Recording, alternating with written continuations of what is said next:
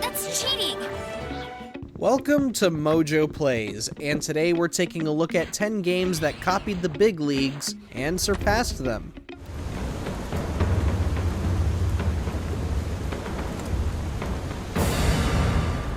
Before we begin, we publish new videos all week long, so be sure to subscribe to MojoPlays and ring the bell to be notified about our latest videos. Tekken.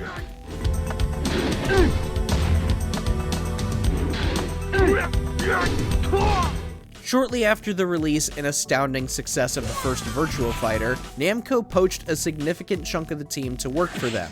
Originally, there were no plans for a fighting game, just some animation tests potentially used for a new Ridge Racer game. But when Namco got word that Sega was working on Virtua Fighter 2, the order was placed: develop a new 3D fighting game and beat Sega to the punch. Tekken launched in Japanese arcades in September 1994, merely 2 months before Virtua Fighter 2 could.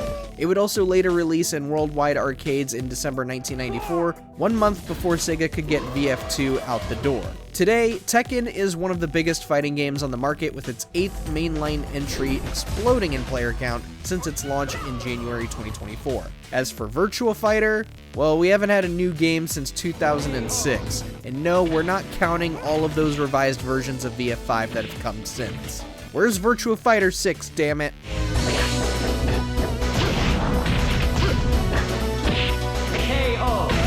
Lies of P.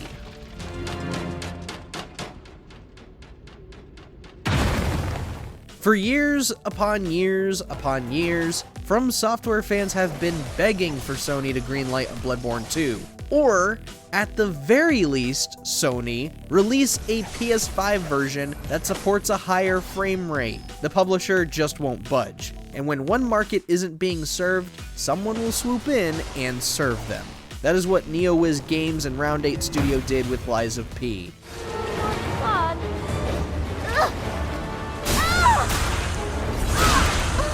Just spend 1 hour with this game, and you will quickly realize the game is just an improved Bloodborne. From the weaponry and how Pinocchio moves to the grim and dismal world of Krat, you can tell the devs were inspired by FromSoft's gothic horror.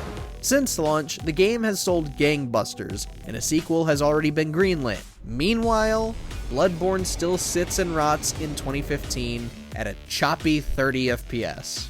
Well, don't just stand there. Don't you have work to do? Final Fantasy.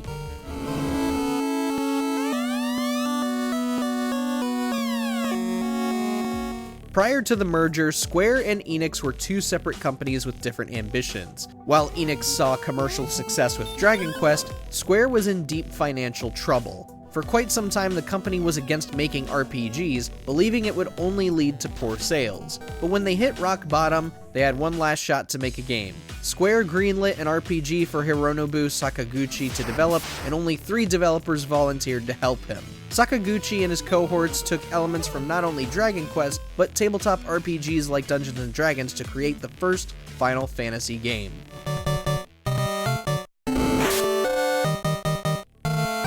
It was a huge hit, and would spawn countless sequels throughout the years. While both Final Fantasy and Dragon Quest live happily under the same roof of Square Enix, the younger cousin makes more frequent appearances with each sequel and spin-off selling like hotcakes. The older one makes an appearance every now and again, but always delivers the same level of high quality with each entry. Saints Row. Hector says buenas noches. After Grand Theft Auto dominated throughout the 6th generation of consoles, many companies tried to get ahead of the curve with their own GTA clones at the start of the 7th generation. One of the first was Saints Row, which took GTA's open world format and hip-hop vibes to a new level where you could call in allies to help you in missions. I'm gonna enjoy it. Despite seeing solid reviews and a few equally great sequels, Saints Row just never really took off in the same way GTA did. For a time, it was one of the few GTA clones that stood the test of time, but then in 2022, we got the reboot, which caused developer Volition to shut its doors. And now, who knows when we'll see the Saints again. Bayonetta. Haven't you figured it out yet? There's no quarter for you in this world. In the late 2000s, Capcom and many other Japanese gaming companies experienced a mass exodus of developers who were just fed up with projects getting rejected by their higher-ups. Among these developers was Hideki Kamiya. During his time at Capcom, Kamiya had worked as a director for various action games like Beautiful Joe, Okami, and the first Devil May Cry. However, management kept shoving him to the side as others got to carry on Devil May Cry without him.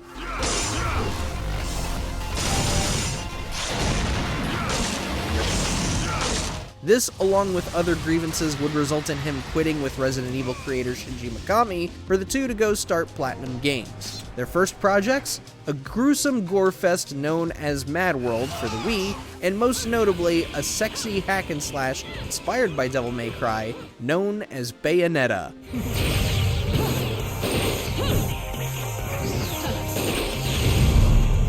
While neither IP directly competed with each other, Bayonetta's continued presence since its inception has shown how Dante has been kind of left in the shadows. DMC5 was great, but damn Capcom, are we gonna get a 6th Devil May Cry anytime soon? Or do we have to pray that Bayonetta 3 didn't kill our witch lady? Maybe I should aim for something a bit more high class. Minecraft.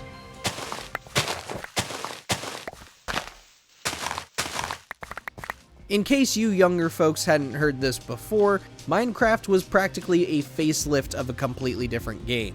Infiniminer was a game released in 2009 that you could play on your browser. Players could do a variety of different things with the game's block building functionality, but ultimately it wasn't super fleshed out compared to what Minecraft would dish out. Mojang has not shied away from the similarities, and creator Marcus Notch Persson has even talked about how Infiniminer inspired him to make Minecraft.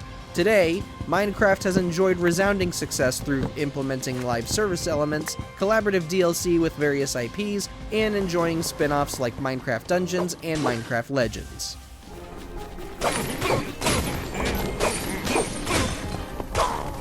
Genshin Impact.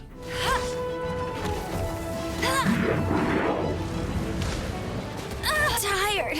When you really dig into the gameplay, it's a little difficult to see how Genshin Impact is similar to Breath of the Wild. However, the similarities are there, and once you see them, you can't unsee them. The Knights of Favonia's gliding manual does not sound like a fun read. From the way the world's weather can affect terrain and status effects to the UI and music, one cannot deny that developer MiHoYo was clearly inspired by The Legend of Zelda's recent iterations. The only real major difference between them is the gacha mechanics, which you can take it or leave it, but they're there. Oh, them? They're super famous. Stardew Valley.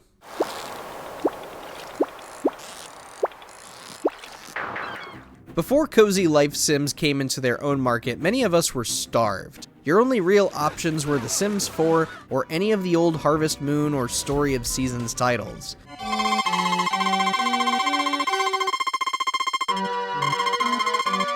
But when Stardew Valley launched in 2015, it was all over. So many grandpas died, so many farms were inherited, and so many people refused to leave their computers. With so many activities and invoking the same tones of Harvest Moon, Stardew Valley achieved Grand Slam status in a sea of home runners. And since then, Harvest Moon has now become the obsolete title and has resorted to remake-only status. And none of the remakes have recaptured their audiences like they used to. Ghost of Tsushima. It feels like it's been ages since Assassin's Creed fans have been asking for a new game set in Japan, and Ubisoft responded with, London? No, Japan, we said. Egypt? We said Japan. Oh, Greece? No, Japan. Norway it is then. Well, Sony and Sucker Punch Productions went and beat them to the punch.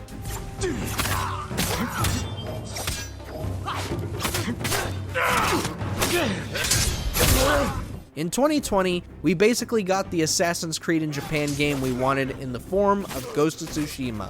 Much of the level design, stealth-based gameplay, and immersion of Japanese culture boast the same amount of research and creativity you would expect from Ubisoft back when it was in its prime.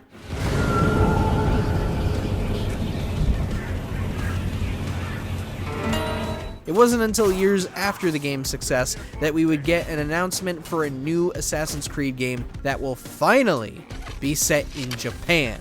But before we get that, Sony will be double dipping on the feudal Japan era with Team Ninja for Rise of the Ronin, while Sucker Punch toils away at Ghost of Tsushima 2.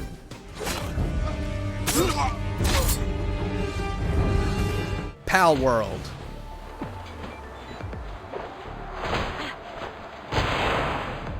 The similarities between Pal World and Pokemon have been so striking that it has led many to believe developer Pocket Pair possibly committed plagiarism. We even made a list of the similarities and differences between the two on the main Watch Mojo channel. Some resemblances we saw were in the designs of NPCs, the use of Pal Spheres to capture monsters, and more. But what's truly odd is how Pal World took the world by storm at the start of 2024.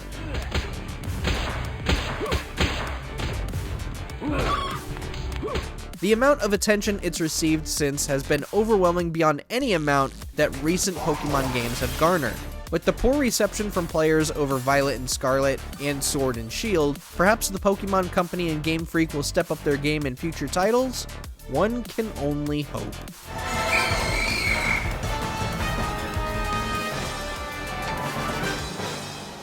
Do you know of any other copycat games that have become successful? Let us know down in the comments, and be sure to subscribe to MojoPlays for more great videos every day.